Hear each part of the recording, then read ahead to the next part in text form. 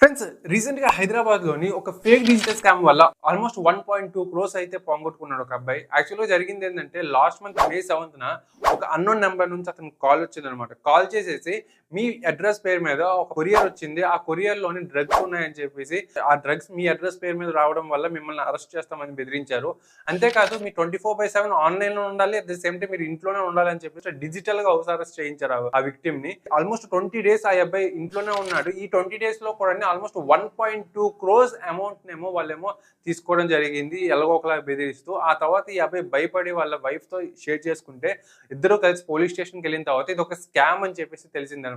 ఈ విధంగా ఈ మధ్యన చాలా ఎక్కువ జరుగుతున్నాయి. ఆల్రెడీ నేను ఒక ఫేక్ డిజిటల్ స్కామ్ మీద ఒక వీడియో కూడా చేశాను. Just 2 days back.